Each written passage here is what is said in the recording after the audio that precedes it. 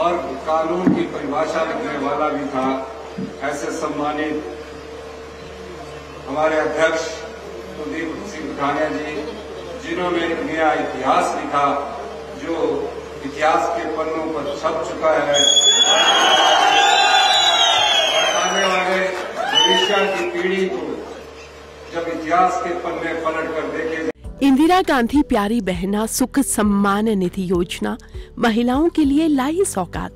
मुझे ये बताते हुए खुशी हो रही है कि हम हमारी 5वीं गारंटी को पूरा करने जा रहे हैं। 18 साल से ऊपर की 80 साल तक की सभी जो हमारी महिलाएं हैं, उनको हम इस वित्तीय वर्ष में 1500 रुपया मासिक पेंशन देने की घोषणा करते हैं। ये हमारी सबसे बड़ी गारंटी थी। हिमाचल सरकार की कथनी और करनी में नहीं है कोई भेद। वादे निभाए हैं, वादे निभाएंगे, हिमाचल सरकार का है वादा। कुलदीप सिंह पठानिया जी का नाम स्वर्ण अक्षरों में लिखा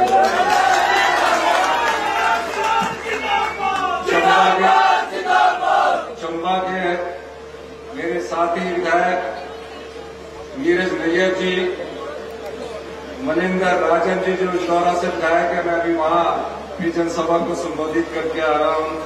हमारी पूर्व में शिक्षा मंत्री और ढलोजी की विधायक हमारी बड़ी बहन आशा कुमारी जी, सुरेंद्र भारद्वाज जी, यशवंत खन्ना जी जो कांग्रेस के उम्मीदवार थे, डिस्ट्रिक्ट कांग्रेस कमेटी के हमारे अध्यक्ष कमल जी, सभी मंच पर सम्मानित अतिथिगण और भटियाल क्षेत्र के सभी दूर दराज क्षेत्रों से आए बुजुर्ग, माताएं, युवा, प्यारे बच्चों।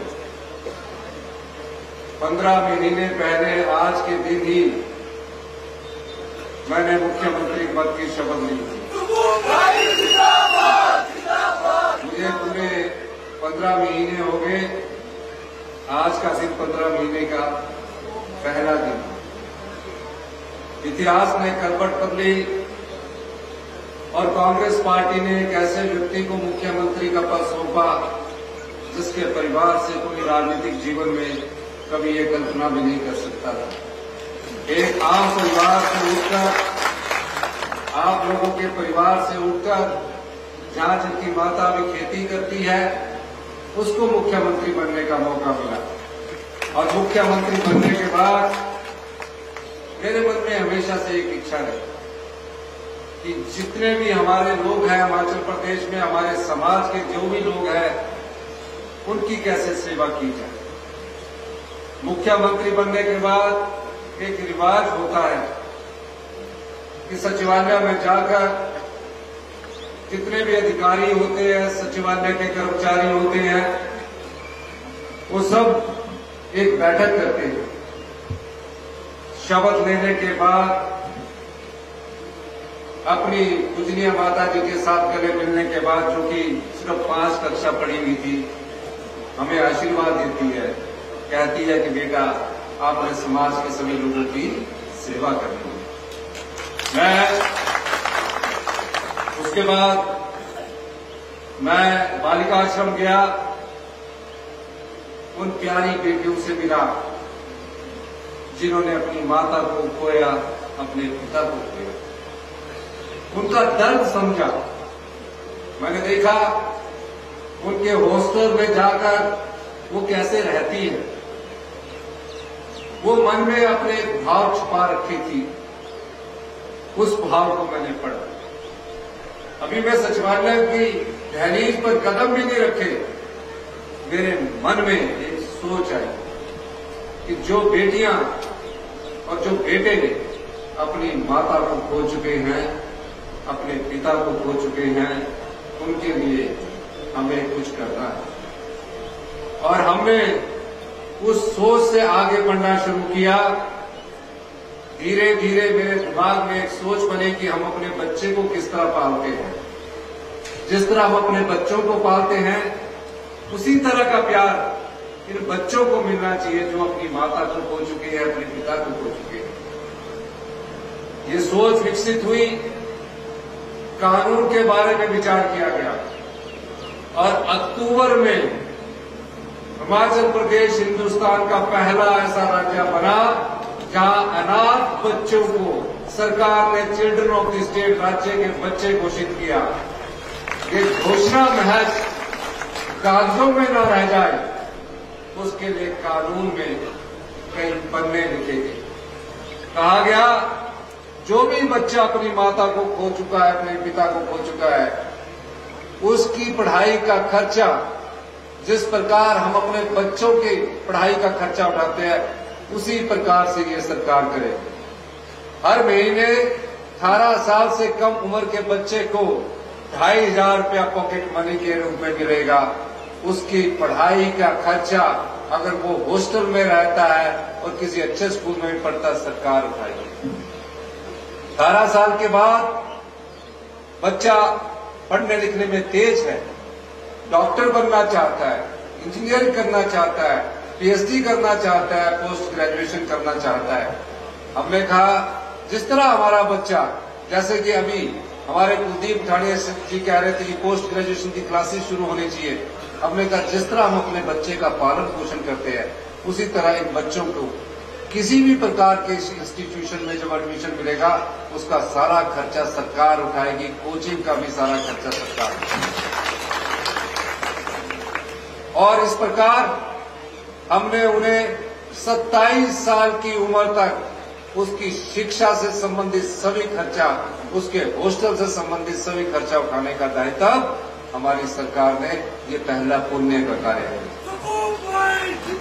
जिस तरह हम अपने बच्चे को कॉलेज में जाने के लिए कभी 50 रुपए, कभी 100 रुपया बेटी आके अपने माता को बोलती है, अपने पिता को बोलती है, उसी तरह मैंने कहा इन बच्चों को मांगने की जरूरत नहीं पड़े। हर महीने इनके बैंक अकाउंट में 4,000 रुपया डलना चाहिए और तकरीबन 4,000 बच्चों को आज 4,000 रुपया उनके पॉकेट में डल रहा है। किसी ने व्यवसाय शुरू करना, किसी बेटी की शादी होनी है, 3 लाख रुपया सरकार की तरफ से मिलेगा। जिसके पास घर नहीं है, चाचा ताए के पास रह रही है, अपनी जगह है, उसके लिए 3 लाख रुपया मिलेगा। अभी हम इस प्रकार के कार्यों से आगे काम कर ही रहे थे कि उस समय आर्थिक मोर्चे पर सबसे बड़ी चुनौती का मुझे सामना करना पड़ा। आर्थिक मोर्चे पर चुनौती थी, जो सरकारी खजाना होता है वो आप लोगों का खजाना होता है।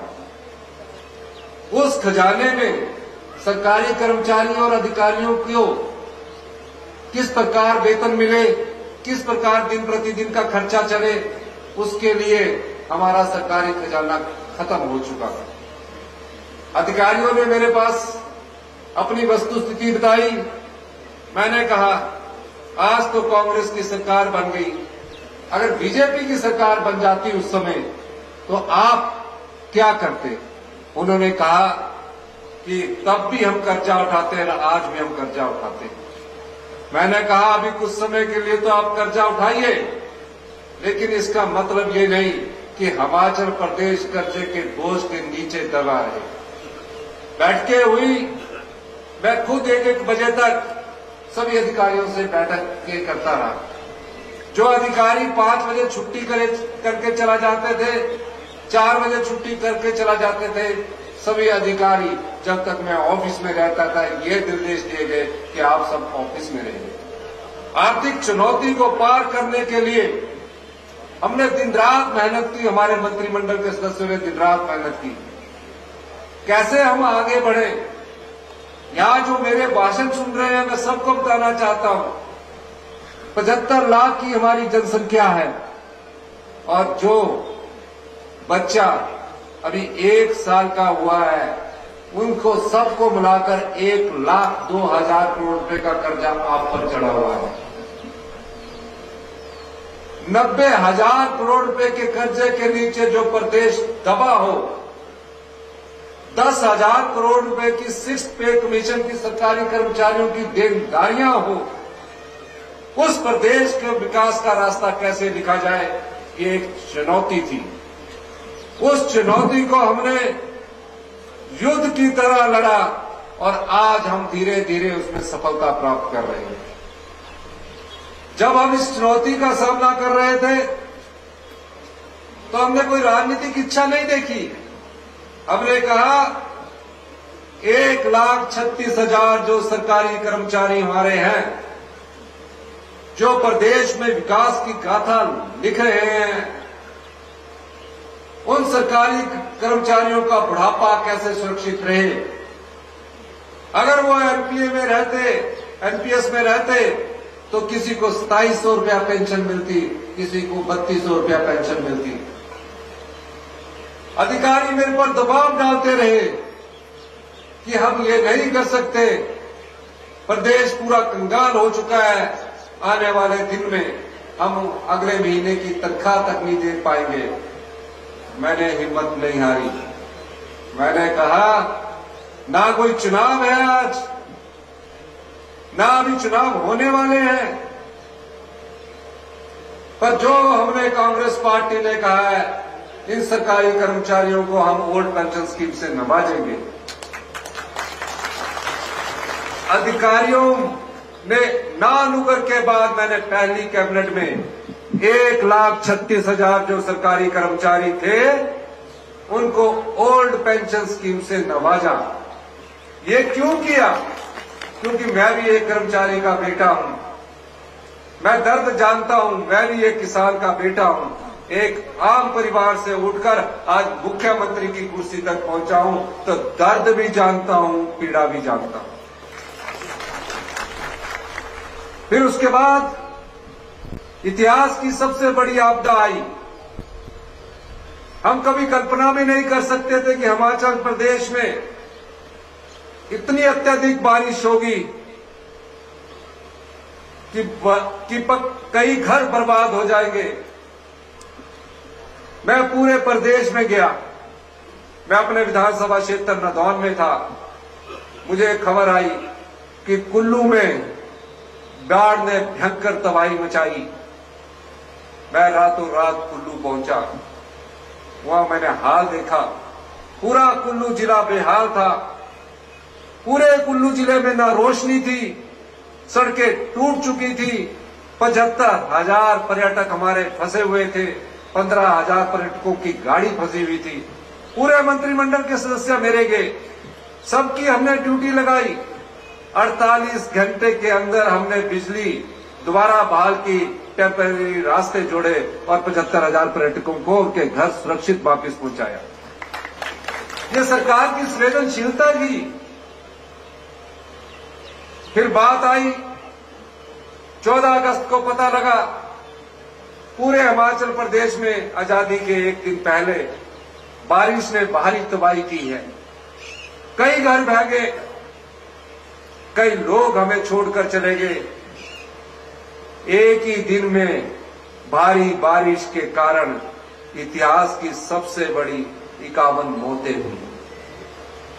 इस आपदा में 550 लोग अपनी जान गंवा गए। जहां भी जाता था, परिवार के लोग रो रो कर ये कहते थे, बड़ी मुश्किल से हमने अपना एक घर बसाया, पाई पाई जोड़ी। मैं ये चीज जानता था, क्योंकि 90% हमारे लोग जो है गांव में रहते हैं।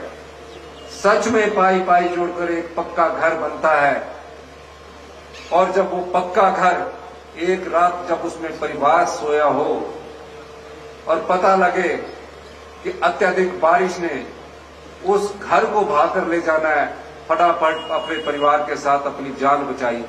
जिस घर में वो रहते थे वो पूरी तरह घर बह गया, खाने के लाले पड़ गए। 16,000 घरों को नुकसान हुआ।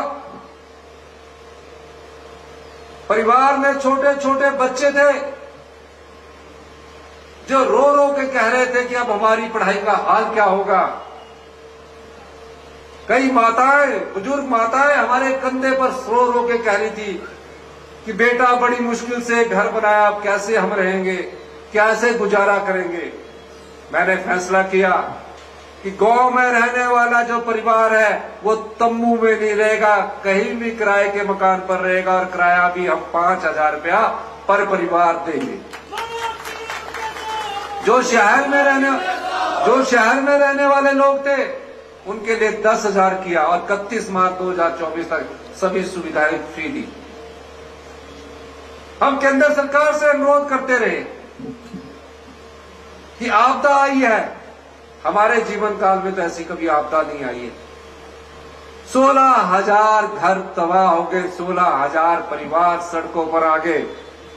केंद्र सरकार ने हमारी एक बात नहीं सुनी। मैं सुबह आपदा प्रभावित क्षेत्रों का दौरा करता था, शाम को आकर अधिकारियों से बैठक करता था।